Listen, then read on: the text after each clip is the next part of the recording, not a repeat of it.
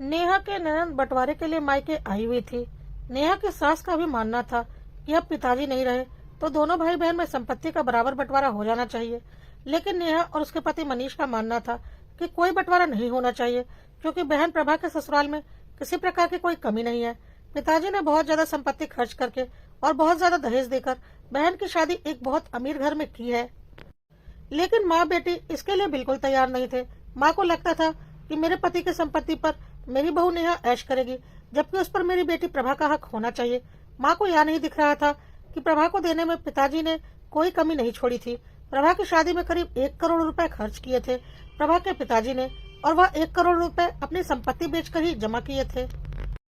तो क्या उस संपत्ति पर मनीष का और नेहा का हक नहीं था? उन्होंने तो किसी बंटवारे की बात नहीं की, और अब बची हुई संपत्ति में प्रभा को बंटवारा चाहिए। नेहा को बहुत अच्छे से पता था कि प्रभा के ससुराल में उसकी कोई ननद नहीं है, इसलिए उसे तो कोई हिस्सा बंटवारा करना नहीं है, और जो कुछ है सब उसका और उसके पति का ही है। तो मायके में उसे अच्छी खासी संपत्ति उसकी शादी में पिताजी ने दे ही रखी है, क्योंकि 1 करोड़ की जमीन बेचकर करीब 75 लाख रुपए कैश दिए थे प्रभा के पिताजी ने अपने दामाद को, और 25 लाख रुपए शादी में खर्च किए थे। तो कहीं से भी यह कोई मामूली रकम नहीं थी। लेकिन प्रभा का कहना था कि मनीष को भी तो उसके ससुराल से अच्छा खासा दहेज मिला है, तो संपत्ति का तो बराबर बंटवारा होना ही चाहिए। नेहा ने बोला, हाँ, मुझे मेरे मायके से अच्छा खासा दहेज मिला है, तो वह मेरे मायके की संपत्ति है, उसका तुमसे क्या लेना देना। और मैं इतना दहेज लेकर इस घर में आई हूँ तो मैं अपने मायके तो नहीं जा रही अपने भाई से बाकी के बची हुई संपत्ति का बंटवारा मांगने।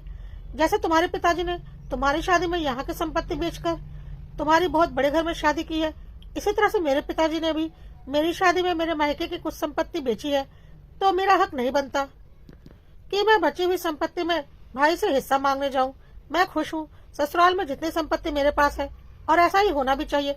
इसी तरह से तुम्हारे पास भी ससुराल में अच्छी खासी संपत्ति है, फिर भी तुम्हें मायके की संपत्ति का लालच है। प्रभा ने बोला, मुझे उससे कोई लेना देना नहीं कि आप अपने मायके में हिस्सा लो या ना लो, पर पिताजी की संपत्ति के तो 2 बराबर हिस्से मैं करवा कर रहूंगी, और इसके लिए मुझे कानून का सहारा लेना पड़ेगा तो वह भी मैं लूंगी। प्रभा की माँ यानी कि नेहा की सास प्रभा का पूरा साथ दे रही थी। मनीष ने बोला, तो माँ की जिम्मेदारी भी आधी निभानी पड़ेगी। प्रभा ने बोला, इन सारी इमोशनल बातों का मेरे ऊपर कोई फर्क नहीं पड़ने वाला, जो कानून है वह है, और मैं अपना हिस्सा लेकर रहूंगी। यह सारी बातें बोलकर तुम मेरा इरादा नहीं बदल सकते। मनीष और नेहा को समझ में आ चुका था कि प्रभा और माँ कुछ भी करके संपत्ति का बराबर बंटवारा करवा कर रहेंगे। माँ को यह बात बिल्कुल बर्दाश्त नहीं थी कि उनकी बहू उनके पति की संपत्ति पर मजे करे, बल्कि उनकी बेटी के पास वह संपत्ति जानी चाहिए। और इसीलिए उन्हें अपना बेटा भी नहीं दिख रहा था, और यह भी नहीं दिख रहा था कि बेटी की शादी में काफी संपत्ति पिताजी ने बेच भी दी थी, जिसका कोई हिस्सा बंटवारा नहीं हुआ था। खैर, मनीष और नेहा को समझ में आ गया था कि अब कुछ नहीं किया जा सकता, बंटवारा तो होकर रहेगा। तो मनीष ने बोला, ठीक है, फिर कल मैं वकील साहब को बुला ही लेता हूँ बंटवारे के लिए। कानूनन पूरा बराबर बराबर बंटवारा करवा ही देता हूँ। माँ बेटी खुश हो गई कि चलो अब हमारे मन की हो गई। अगले दिन वकील साहब घर आ चुके थे। वकील साहब ने बोला कि सब लोग बैठ जाइए, उसके बाद बंटवारे की बात शुरू करते हैं। तो प्रभा, माँ, मनीष और नेहा वहाँ आ गए। वकील साहब ने बोला, अभी सब लोग नहीं आए, पहले सब लोगों को बुला लीजिए। प्रभा ने बोला, अंकल सब लोग तो आ चुके हैं, अब और कौन बचा है? वकील साहब ने बोला, नहीं, अभी 3 लोग और बचे हैं, वह आने वाले हैं। मनीष ने मुझे उनका नंबर दे दिया था, मैंने उन्हें कॉल कर दिया है। प्रभा को बहुत हैरानी हो रही थी कि कौन आने वाला है। थोड़ी देर के बाद प्रभा ने देखा कि उसकी तीनों बुआ वहाँ पर आ गई हैं। प्रभा की माँ ने बोला, अरे आप तीनों यहाँ अचानक, क्या बात है? तीनों बुआ ने बोला, अरे भाभी, सुना है संपत्ति का कानूनन बंटवारा हो रहा है, तो हम भी यहाँ पर आ गए। इस पर प्रभा ने बोला, हाँ, तो संपत्ति का बंटवारा तो मेरे और भाई के बीच हो रहा है, फिर आप लोग यहाँ क्या कर रही हैं? वकील साहब ने बोला, प्रभा, जब संपत्ति का कानूनन बंटवारा हो रहा है तो कानूनन बंटवारा ही होगा, तुम्हारे हिसाब से संपत्ति का बंटवारा नहीं होगा कि तुमने चाहा और तुम्हारे भाई के बीच बंटवारा हो जाए। ऐसा नहीं होता, कानून सबके लिए बराबर है, और मेरे पास सारे संपत्ति के कागज आ चुके हैं, तो इस हिसाब से मैं बंटवारा शुरू करता हूँ। प्रभा और उसकी माँ को कुछ भी समझ में नहीं आ रहा था कि यह सब कुछ क्या हो रहा है। वकील साहब ने बोलना शुरू किया, आपकी सारी पुश्तैनी संपत्ति जो कि मनीष के दादाजी के नाम पर है, ना कि उनके पिताजी के नाम पर, तो उस पर मनीष के दादाजी के सारे बच्चों का बराबर का हक बनता है। तो सारे जमीनों की कीमत निकालने पर लगभग 4 करोड़ की जमीन निकली है। उस हिसाब से 1-1 करोड़ चारों भाई बहनों के हिस्से में आते हैं। तो तीनों बुआ के 1-1 करोड़ और 1 करोड़ मनीष और प्रभा के पापा के। लेकिन प्रभा की शादी में 1 करोड़ की जमीन मनीष के पापा ने बेच दी थी, जिस पर कि उनकी तीनों बहनों यानी कि मनीष की तीनों बुआ का हक था। पर उनसे पूछे बिना मनीष के पापा ने वह जमीन बेचकर बेटी की शादी कर दी। तो जो 1 करोड़ की जमीन मनीष और प्रभा के हिस्से में जा रही है, उसे बेचकर 75 लाख रुपए तीनों बुआ के हिस्से में दे दिए जाएंगे और बचे 25 लाख जो कि 12.5 लाख प्रभा और मनीष को मिल जाएंगे। और रही इस घर की बात, तो इस घर के कागज भी मनीष के दादाजी के नाम पर है। तो इसमें भी 4 हिस्से होंगे, तीनों बुआ के और मनीष के पापा के। और घर के 2 फ्लोर बने हुए हैं, तो नीचे के फ्लोर के 2 हिस्से और ऊपर के फ्लोर के 2 हिस्से। आप लोग तय कर लीजिए कि आप लोग इन चारों में से कौन सा हिस्सा किसे रखना है, और फिर जो हिस्सा मनीष और नेहा रखेंगे हम उसके भी 2 हिस्से कर देंगे, आधा प्रभा का और आधा मनीष का। अब तो प्रभा और प्रभा की माँ की हालत खराब हो चुकी थी। कहाँ प्रभा की माँ यह सपना देख रही थी कि काऊ की जमीन बेचकर करीब 4 करोड़ रुपए मिलेंगे, तो 2-2 करोड़ दोनों भाई बहन आपस में बांट लेंगे, अच्छी खासी संपत्ति मिल जाएगी बेटी को। और कहाँ हाथ में आए सिर्फ 12.5 लाख रुपए, ऊपर से इतना बड़ा घर, उसके भी 4 हिस्से हो गए। और फिर जो हिस्सा उनके पास आएगा उसके भी 2 हिस्से होने की बात हो रही है। तीनों बुआ बहुत खुश थी और बोल रही थी, हमने तो सपने में भी नहीं सोचा था कि हमें इस उम्र में इतनी संपत्ति मिल जाएगी, वह भी अपने मायके के हिस्से की। माँ ने बोला, शर्म नहीं आती आप लोगों को, इस उम्र में मायके में हिस्सा लेने आई है, बंटवारा करवाने आई है। तो तीनों बुआ ने बोला, भाभी शर्म क्यों आएगी, जब हमारी भतीजी अपने मायके में हिस्सा ले सकती है तो हम क्यों नहीं ले सकते, कानून तो सबके लिए बराबर होते हैं ना। उनकी बात सुनकर प्रभा को तो मानो सांप सूंघ गया था। कहाँ वह खुद को 2 करोड़ की मालकिन समझ रही थी और कहाँ उसकी तीनों बुआ करोड़ों की मालकिन बन गई। अब प्रभा और उसकी माँ को कोई बंटवारा नहीं चाहिए था, लेकिन मनीष और नेहा को बंटवारा चाहिए था। मनीष ने बोला, अब तो बंटवारा होकर रहेगा। प्रभा ने बोला, क्या भाई कैसी बातें कर रहे हो, मुझे कोई बंटवारा नहीं चाहिए। माँ ने बोला, पागल हो गया है क्या मनीष, अच्छी खासी संपत्ति है, क्यों बंटवारे के चक्कर में अपने घर की संपत्ति बुआ के घर भेज देना चाहता है। इस पर नेहा ने बोला, क्यों, जब अपने घर की संपत्ति प्रभा के घर पर जा रही थी तो आपको कोई दिक्कत नहीं थी, अब वही संपत्ति बुआ के घर पर जा रही है तो आपको दिक्कत हो रही है। अब तो बंटवारा होकर रहेगा, वह भी कानूनन 1-1 ईंट का बंटवारा होगा। माँ ने जोर से बोला, कोई बंटवारा नहीं होगा।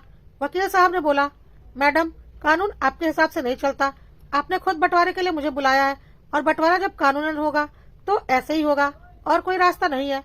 प्रभा की माँ ने बोला, मुझे कोई बंटवारा नहीं चाहिए। लेकिन तीनों बुआ ने बोला, हमें बंटवारा चाहिए, और मनीष और नेहा ने भी बोला, हमें भी बंटवारा चाहिए। अब प्रभा और उसकी माँ को कुछ भी समझ में नहीं आ रहा था कि क्या किया जाए। उन्होंने अपने पैर पर खुद ही कुल्हाड़ी मार ली थी।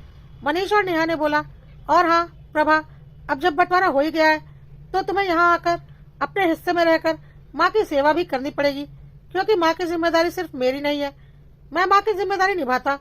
अगर तुम बेटी बनकर 30 त्योहार पर मायके आती और हक से अपना नेग लेती, लेकिन तुमने भाई बनकर हिस्सा ले लिया है तो तुम्हें भाई बनकर जिम्मेदारी भी निभानी पड़ेगी। आज से तुम मेरी बहन नहीं भाई हो, तो तुम्हें यहाँ पर रहकर माँ की पूरी जिम्मेदारी उठानी पड़ेगी। और हाँ, पिताजी के अंतिम संस्कार में तुमने कोई योगदान नहीं दिया था, तो जब श्राद्ध का महीना आएगा तो तुम्हें पिताजी के श्राद्ध में भी बराबर का योगदान करोगी। माँ ने बोला, पागल हो गया है क्या मनीष, यह सब प्रभा क्यों करेगी, या तो बेटे बहू का काम होता है। प्रभा अपने ससुराल को देखेगी या मायके को। नेहा ने बोला, माँ जी सब कुछ आपके हिसाब से नहीं होगा, जब यह सब कुछ बेटे बहू का काम होता है तो ससुराल की संपत्ति भी बेटे बहू की होती है, न कि बेटियों की। और अगर संपत्ति में बेटा बनकर हिस्सा लेना है तो बेटा बनकर फर्ज भी निभाना पड़ेगा। यह तो बिल्कुल नहीं होगा कि जब दिल किया बेटी बन गए और 30 त्योहार ले लिया मायके से, और जब दिल किया बेटा बन गए और हिस्सा ले लिया मायके से। प्रभा और उसकी माँ के पास नेहा और मनीष की बातों का कोई जवाब नहीं था। प्रभा ने अपने लालच में आज अपना मायका पूरी तरह से खो दिया था, और प्रभा की माँ ने अपनी बेटी के प्यार में पागल होकर, ताकि बहू उनकी संपत्ति पर मजे न कर सके, अपनी बेटी का मायका हमेशा के लिए छुड़वा दिया था। मनीष और नेहा हर हाल में बंटवारा करवाने के पक्ष में थे और बंटवारा हो गया। तीनों बुआ ने आपसी सहमति से अपना हिस्सा मनीष के नाम पर कर दिया, क्योंकि तीनों बुआ प्रभा के जैसी नहीं थी और उनका कहना था, हमारी शादी में हमारे पिताजी ने अच्छा खासा खर्च किया था, तो हमें मायके में कोई हिस्सा नहीं चाहिए, लेकिन हाँ, हम अपने भतीजे का साथ हर हाल में देंगे। इसलिए हमने अपना हिस्सा लिया है और हम अपना हिस्सा अपनी मर्जी से अपने भतीजे को देते हैं। अब प्रभा के पास बंटवारे के नाम पर ज्यादा संपत्ति भी नहीं थी और मायके से रिश्ते भी खराब हो चुके थे। साथ ही साथ मायके की जिम्मेदारी भी उसके सिर पर आ चुकी थी। प्रभा को अब अपनी गलती का एहसास हो रहा था, साथ ही साथ माँ को भी। प्रभा ने बोला, भाई भाभी मुझे माफ कर दीजिए, मुझसे बहुत बड़ी गलती हो गई। मुझे कोई हिस्सा बंटवारा नहीं चाहिए, जो जैसा चल रहा था वैसा चलने दीजिए, बस मेरा मायका हमेशा बना रहे। लेकिन नेहा और मनीष अब इस बात के लिए तैयार नहीं थे और उन्होंने बोला, प्रभा यह तुम कैसी बातें कर रही हो? कैसा मायका? मायका तो बेटियों का होता है। तुम तो बेटा हो क्योंकि तुमने बेटा बनकर हिस्सा लिया है। तुम्हारा यह मायका नहीं घर है, तो अपने घर में रहो और अपने माँ के प्रति अपनी जिम्मेदारियां निभाओ। मेरी आज से कोई बहन नहीं, बस एक भाई है और दोनों भाइयों का बराबर बराबर बंटवारा हो चुका है और दोनों भाई बराबर बराबर अपनी जिम्मेदारियां निभाएंगे। प्रभा ने बोला, भैया ऐसा कैसे हो सकता है? मैं मेरा ससुराल देखूंगी या मायका? मुझे ससुराल देखना ज्यादा जरूरी है क्योंकि वहाँ सब कुछ, सारी जिम्मेदारी मेरे ऊपर है। मैं मायके में माँ का ख्याल कैसे रख पाऊंगी? नेहा ने बोला, यह तो सब कुछ तुम्हें पहले सोचना चाहिए था। प्रभा की माँ ने बोला, यह तुम प्रभा से कैसी बातें कर रही हो? उसका नाम ले रही हो? तुम्हें पता है ना, ननंद का नाम नहीं लिया जाता बल्कि दीदी कहा जाता है। नेहा ने बोला, माँ जी किस गलतफहमी में जी रही है आप? प्रभा मेरी ननंद थी और जब ननंद थी तब मैं दीदी कहकर ही उन्हें बुलाती थी, पर अब प्रभा मेरी ननंद नहीं बल्कि छोटा देवर है और देवर का नाम तो लिया जाता है। कहकर मनीष और नेहा अपनी तीनों बुआ को गेट तक छोड़ने चले गए और जाते जाते उनसे यह बोला कि बुआ आप लोग तीज त्योहार पर आते रहिएगा। आखिर बेटियों के तीज त्योहार पर आने से ही तो घर की रौनक होती है और इस घर की बेटियां तो अब आप ही हैं। हर तीज त्योहार राखी पर अपने मायके जरूर आइएगा। और बुआ को छोड़कर आने के बाद नेहा और मनीष चुपचाप अपने कमरे में चले गए। प्रभा और माँ उन्हें जाते हुए देखते रह गए और उनके पास नेहा और मनीष की बातों का कोई जवाब नहीं था। उन्हें बहुत अच्छे से समझ में आ चुका था कि आज अपनी बेवकूफी और लालच की वजह से प्रभा का मायका पूरी तरह से खत्म हो चुका है और प्रभा रोते हुए अपने ससुराल की ओर निकल गई।